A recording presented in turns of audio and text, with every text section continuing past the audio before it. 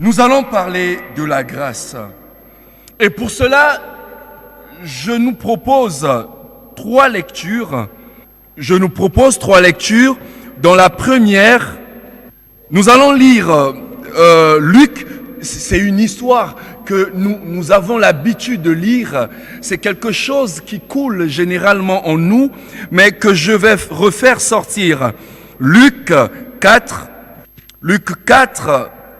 qu'est-ce que je dis? Luc 15, à partir du verset 11. C'est l'histoire du fils retrouvé. Alors, avant, on disait le fils prodigue. Ok? C'est le fils retrouvé. Vous voyez, la fin d'une chose vaut mieux que son commencement. Hein? Il a été retrouvé à la fin. Alors, à partir du verset 11, il est écrit, je lis et je vous donne d'autres passages. Il dit encore, il mit pour Jésus. Un homme avait deux fils. Le plus jeune, donc le cadet, dit à son père, « Père, donne-moi la part de bien qui doit me revenir. » Et le père leur partagea son avoir. Attention, c'est une seule personne qui demande, mais le père donne à deux. Et le père leur partagea son avoir. Peu de jours après, le plus jeune fils ayant tout réalisé, partit pour un pays lointain où il dilapida son bien dans une vie de désordre. Quand il eut tout dépensé, une grande famine survint dans ce pays et il commença à se trouver dans l'indigence, c'est-à-dire dans la disette. Il alla se mettre au service d'un citoyen de ce pays qu'il envoya dans ses champs garder les porcs. Il aurait bien voulu se remplir le ventre des gousses que mangeaient des porcs, mais personne ne lui en donnait.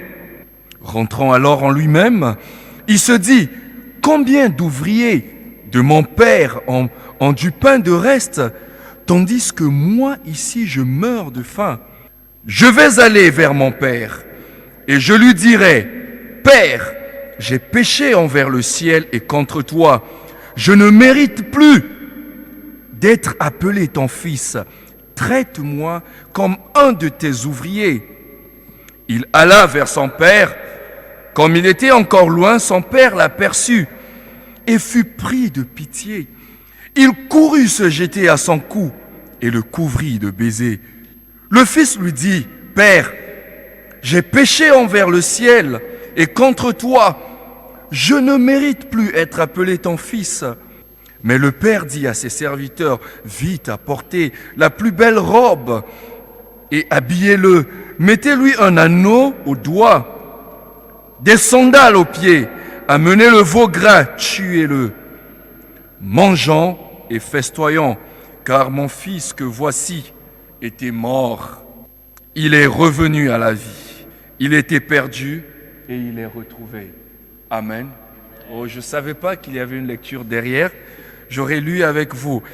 Ecclésiaste 9, le verset 11. Ecclésiaste 9, le verset 11.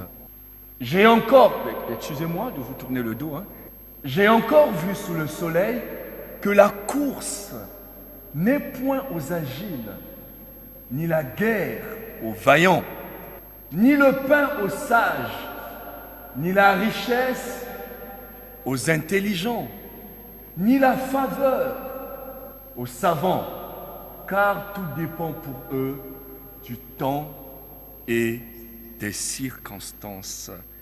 Alléluia. J'aimerais refaire une lecture avec vous, ça sera la dernière, ne vous en faites pas. Josué 2, 1 à 6. Josué 2, le verset 1 à 6.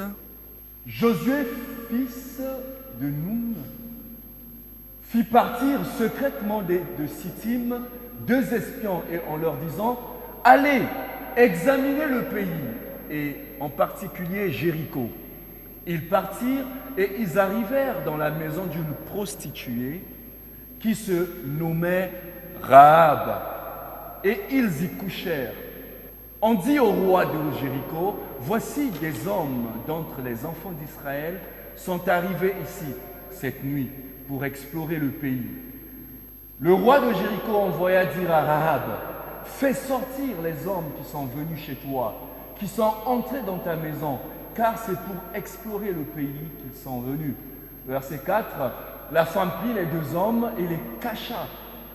Et elle dit, il est vrai que ces hommes sont arrivés chez moi, mais je ne sais pas d'où ils étaient. Et comme la porte a dû se fermer la nuit, ces hommes sont sortis, j'ignore où ils sont allés, hâtez-vous de les poursuivre et vous les atteindrez. Le verset 6, enfin, elle les avait fait monter sur le toit et les avait cachés sous des tiges de lin qu'elle avait arrangées sur le toit. Alors, je pense qu'on va s'arrêter à partir au verset 6. Nous allons prier. Seigneur, nous te disons merci pour ta parole, car elle est la vérité, car elle est vérité. Nous te disons merci pour tout ce que tu fais et nous prions, Seigneur, afin que nous trouvions compte, Seigneur, dans ta parole. Je prie, Seigneur, afin qu'en ce lieu, quelqu'un soit édifié, que quelqu'un, Seigneur, soit consolé, mais quelqu'un soit reconstitué interne, d'une manière intérieure. Seigneur, je prie, mon Dieu, mon roi, afin que ta parole, Seigneur, soit une nourriture qui viendra, Seigneur, qui viendra remplir tes enfants en ce lieu. Nous te disons merci, Seigneur, pour ton esprit, au nom de Jésus. Amen. La grâce, qu'est-ce que c'est?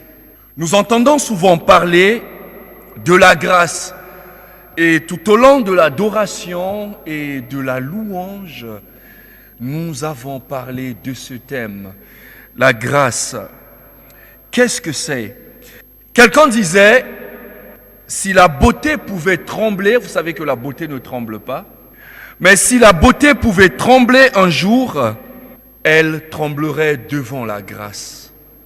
Qu'est-ce que c'est que la grâce? Dieu m'a fait grâce. Nous avons trouvé grâce devant Dieu. Aujourd'hui, c'est le jour de grâce.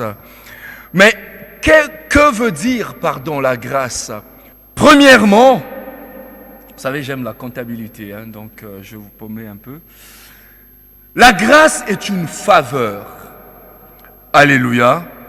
Du verbe favoriser. La grâce, c'est faire une faveur à quelqu'un, mais une faveur imméritée. La grâce, c'est cette faveur que l'on ne mérite pas. C'est cette chose que l'on n'a pas méritée. Mais c'est quoi un mérite? Vous savez, lorsque je travaille, à la fin du mois, mon employé doit me donner un salaire. Alléluia. Le salaire, c'est le retour de mes efforts. En ce moment-là, je mérite. Je le mérite. Alléluia. Mais la grâce est un salaire sans effort. La grâce, c'est aussi une considération que le Seigneur nous fait. Alléluia. C'est un regard de tendresse que nous ne méritons pas. C'est un bienfait de Dieu. C'est une bienveillance que nous avons. Quelqu'un disait, le fait de dormir et de se réveiller tous les jours n'est pas une habitude. Même quand nous en avons l'impression. Alléluia. Si je nous posais la question ce matin et que je vous disais, que feriez-vous à 17h? Certainement, chacun me donnera son programme. Mais qui vous dit que vous seriez vivant à 17h? Qui vous dit qu'à la sortie de ce lieu, vous retrouverez les personnes que vous aviez laissées à la maison? Qui vous dit que vous aurez la vie après 1 heure? Alléluia. La grâce, c'est le fait que nous ayons tout cela sans mérite. Mais la grâce, est aussi un bénéfice. C'est cette largesse que nous avons de Dieu. Vous savez, pour faire un bénéfice, pour avoir le bénéfice, il faut avoir dépensé. Je ne me rappelle pas de ce qu'on disait, je ne me rappelle plus complètement de ce que l'on disait à l'école primaire, mais il paraît que, comment on appelait ça, le bénéfice était égal au gain, moins la dépense. Il faut une dépense. Mais la grâce, c'est un bénéfice sans dépense. Alléluia. C'est quelque chose que nous ne méritons pas. C'est quelque chose à laquelle nous n'avons pas fourni d'efforts. Dans Luc, l'évangile, selon Luc, nous avons lu quelqu'un. Nous avons quelqu'un qui a expérimenté la grâce. Nous avons un jeune homme qui expérimente la grâce de Dieu. La Bible n'a jamais donné son nom, mais on l'appelle par Cadet, le plus jeune. Un bon jour, alors qu'il travaillait avec son père, il ira voir son père. Ils sont deux. Il y a l'aîné et il y a le cadet. Il va voir son père, il dit à son père, « Père, en quelque sorte, écoute, enfin, il se dit peut-être dans son cœur, enfin, j'ai pas lu son cœur, Luc n'a pas dit ce qu'il disait dans son cœur, mais je peux supposer. Il se dit, bon, tiens, je suis un peu fatigué avec tout ce que je fais. Il va voir un bon jour son père, il dit, « Père, donne-moi la part de mon héritage. Ce qui doit me revenir le jour où tu mourras. » Vous comprenez? Il dit, donne-moi. Ces biens qui doivent me revenir. Entre vous et moi, nous savons que l'héritage n'est donné que lorsque le père ferme ses yeux, lorsque le père, meurt. En faisant cela, le fils est en train de pousser son père à la mort. Vous comprenez? Il est en train de dire, bon, j'en ai assez de te voir, quoi. Donne-moi ce qui doit me revenir. Et il le demande d'une manière précoce. Mais ce n'est pas l'aîné en même temps. C'est l'aîné qui devrait demander logiquement. Mais c'est le fils cadet. Il fait un mal. Il torture son père. Moi, je n'ai pas encore d'enfant, mais je sais au moins que c'est difficile. Qu'un fils vienne vous voir et vous dise papa, bon, enfin je veux quoi. Le père l'a lu certainement autrement. Petit, tu veux ma mort. Vous comprenez? Et cet enfant va prendre tout cet héritage et va partir. Il ira loin, mais très loin. Vous savez, quand on a envie de faire une bêtise, on va très loin. Comme ça, il n'y a pas d'écho, il n'y a pas de nouvelles. La Bible dit, il va finalement dépenser ce qu'il a. Vous savez, c'est facile hein, de dépenser l'argent dont on n'a pas souffert et tout ça. Moi, je me rappelle quand j'étais encore dans mon cycle d'ingénieur et tout, on m'envoyait de l'argent, on voyait Western 10 chiffres et tout ça, vous avez cet argent-là. Dès que vous l'avez, vous faites tout ce que vous voulez et tout ça sans calcul. Vous dépensez parce que vous savez que le mois prochain, papa va encore envoyer. Mais le jour où j'ai commencé à travailler, mon premier salaire, je ne l'ai pas dilapidé. Parce que je voyais comment mon responsable, je travaillais dans une société de géolocalisation, je suis informaticien, et il était palestinien. Et ce gars-là me rendait la vie parfois difficile, quoi. Et je travaillais, je me disais, j'attends le jour où tu me donneras mon salaire. Et tout ça. Et donc, il pouvait crier, moi, c'était pas mon problème. J'attendais la fin du mois. Et rassurez-vous, quand j'avais mon argent, je ne dépensais pas n'importe comment. Je sais ce qu'il faut acheter avec mon argent, parce que j'ai souffert. Et mais comme il n'avait pas souffert, ce fils-là, il est allé très loin. Il a dépensé son argent. Et après, vous savez, un malheur ne vient jamais seul. Il commençait à se trouver dans la disette. Le premier niveau de bassesse, c'est qu'il va travailler chez un étranger, mais il est juif, c'est un fils d'Israël. Et les enfants d'Israël ne peuvent pas cohabiter avec ceux qui ne sont pas des fils d'Israël.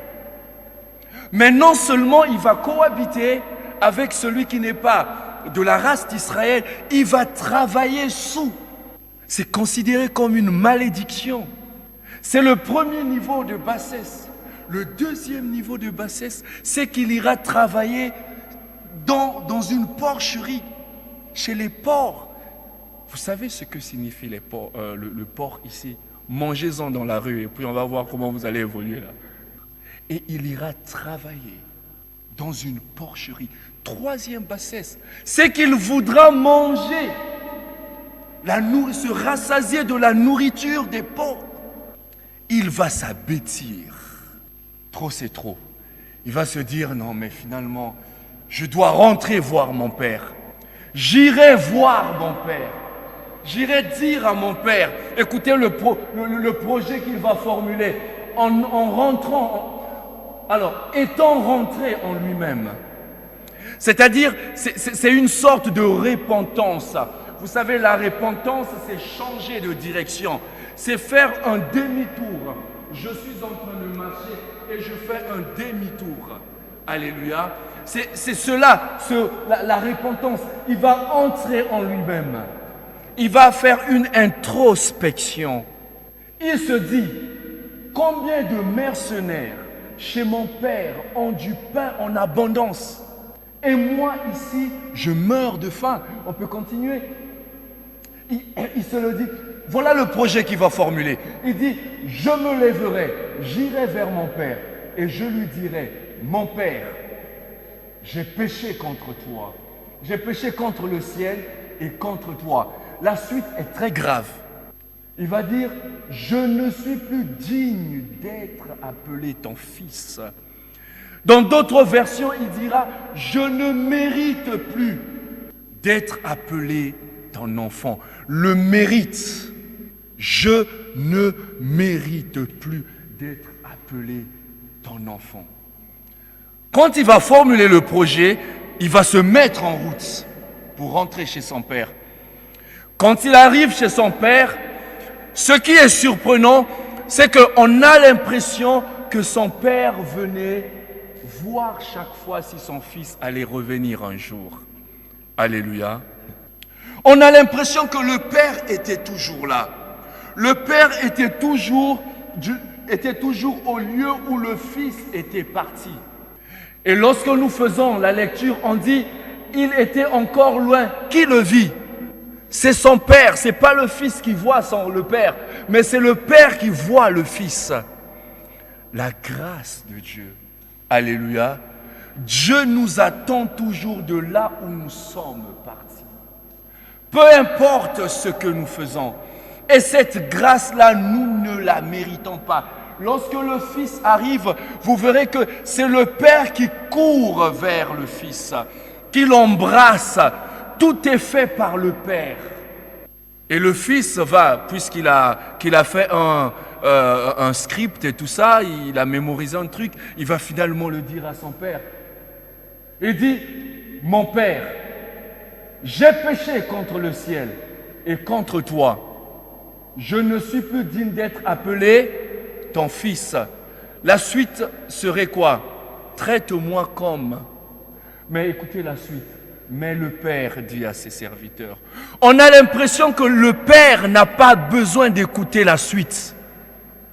Parce que ce qui compte pour le Père, c'est que le Fils soit là. Alléluia. C'est cela la grâce. Ce qui compte chez Dieu, c'est que nous revenions. Ce qui compte chez le Père, c'est que nous revenions à lui. Alléluia.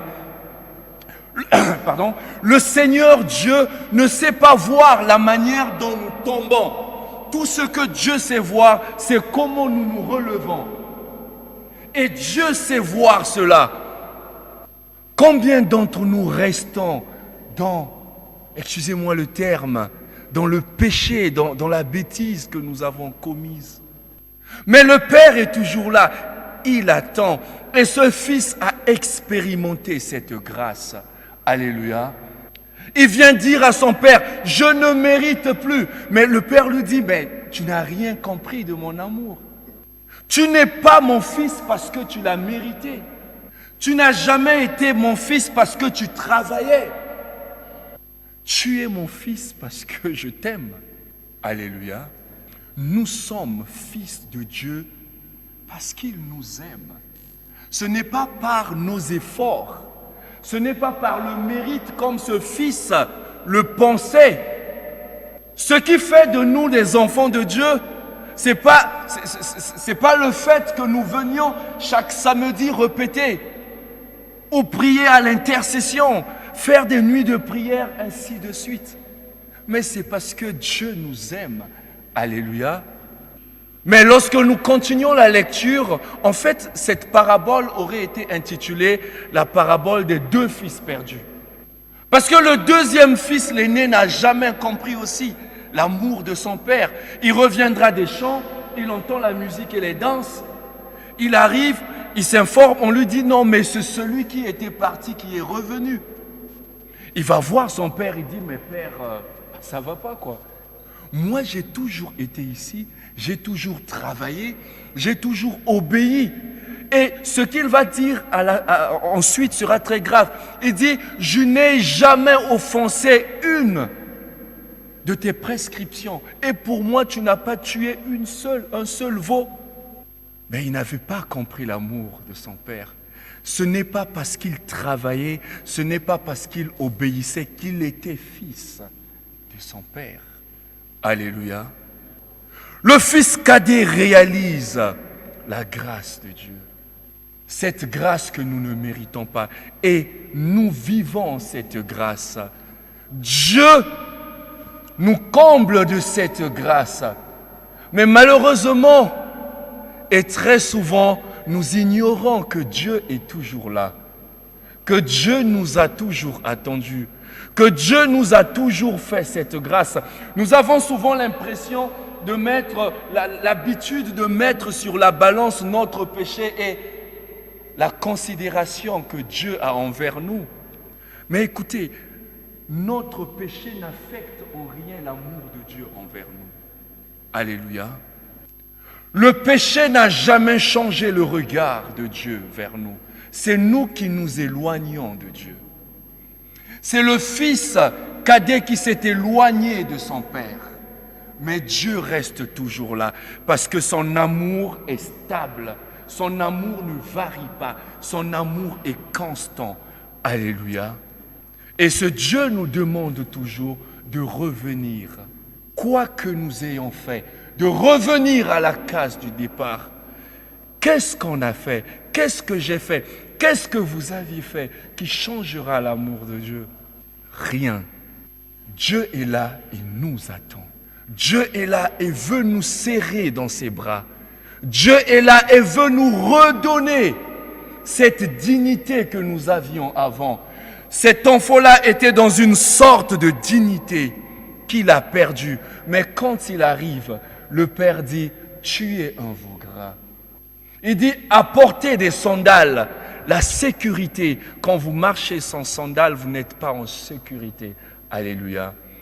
Il dit, emmenez l'anneau, symbole de l'alliance, et un manteau. La grâce de Dieu, elle est toujours là.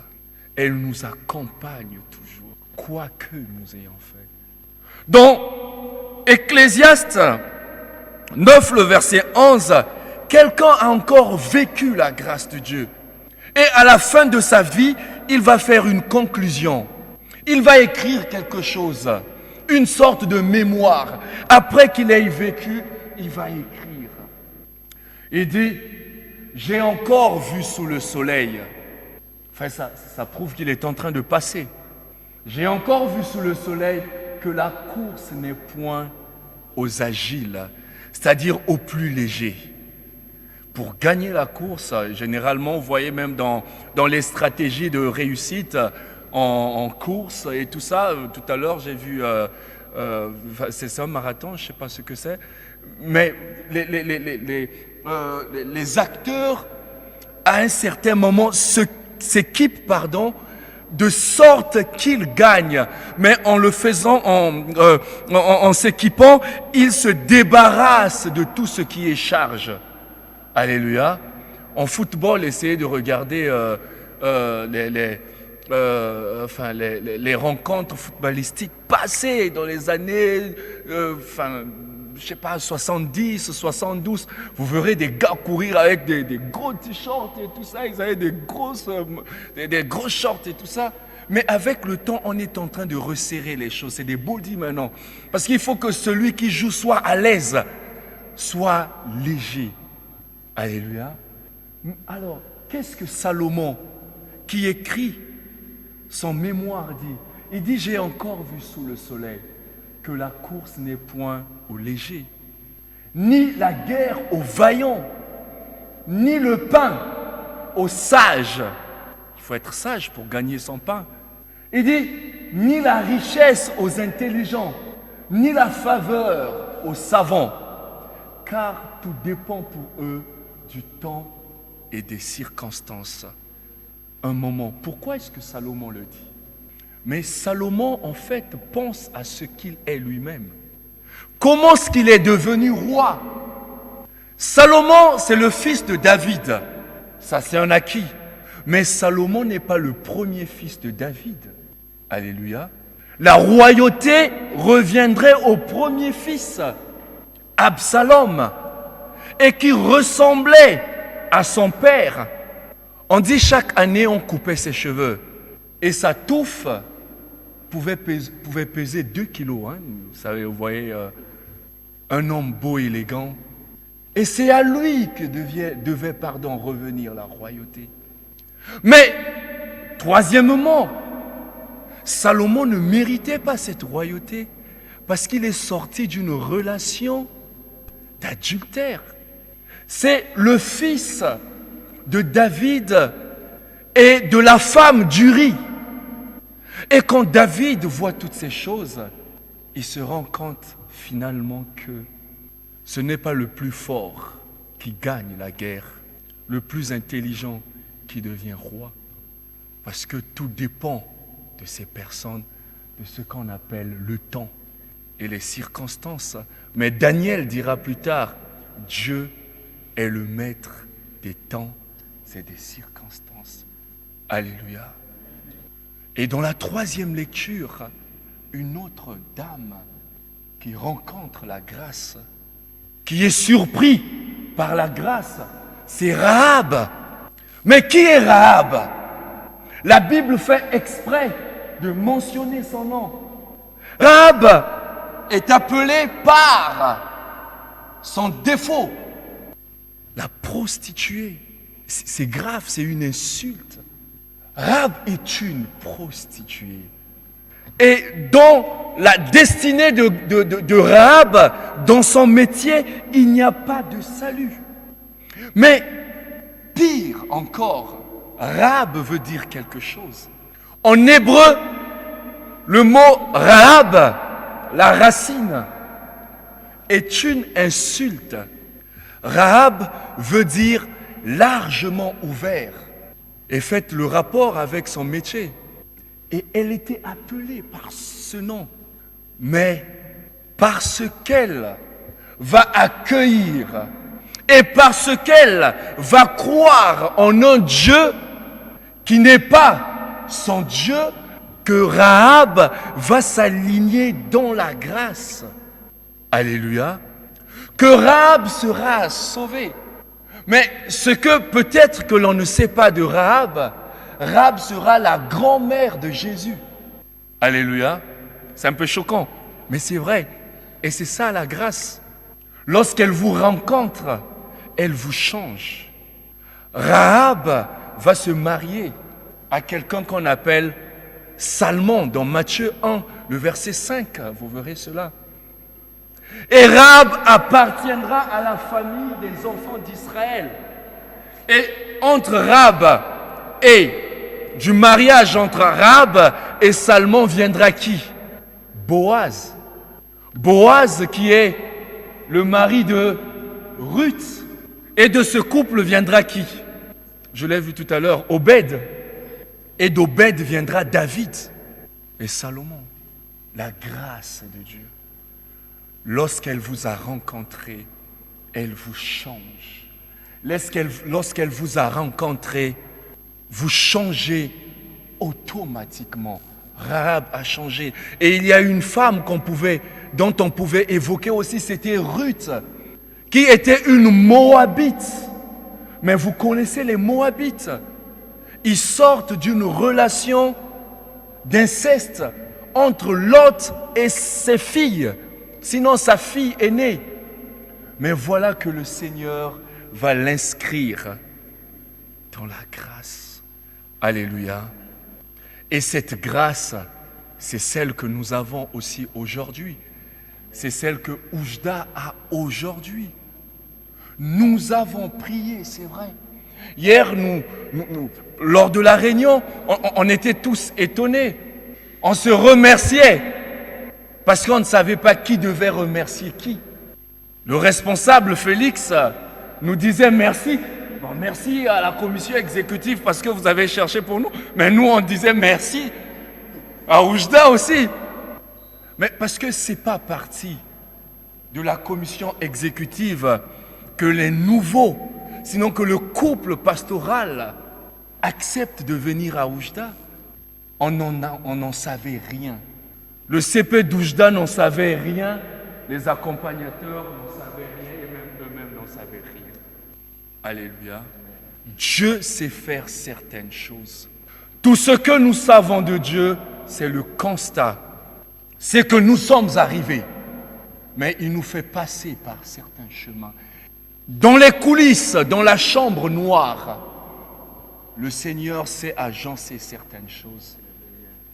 Et tout ce que nous faisons, c'est de remarquer sa gloire. Alléluia. Et je nous invite effectivement à nous inscrire dans cette grâce du Seigneur. Nous avons besoin de cette grâce. Dans vos prières, demandons à Dieu cette grâce. Ça nous change. Ça changera votre histoire. Ça changera votre vie. Vous savez, une des choses que la grâce de Dieu fait, c'est qu'elle prend en charge vos insuffisances. Alléluia. Ce que nous ne savons pas faire, la grâce de Dieu vient le faire.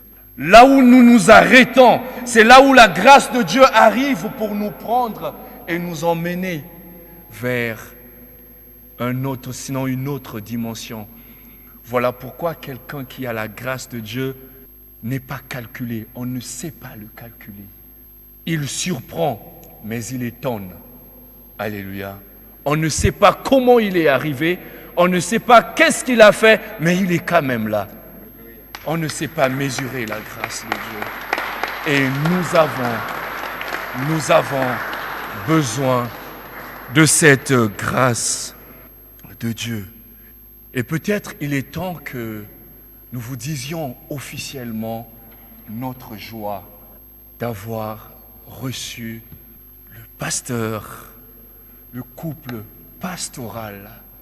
Je vais enchaîner directement avec cette deuxième partie, et puisqu'elle parle de la grâce, et c'est la grâce qui nous accompagne dans ça,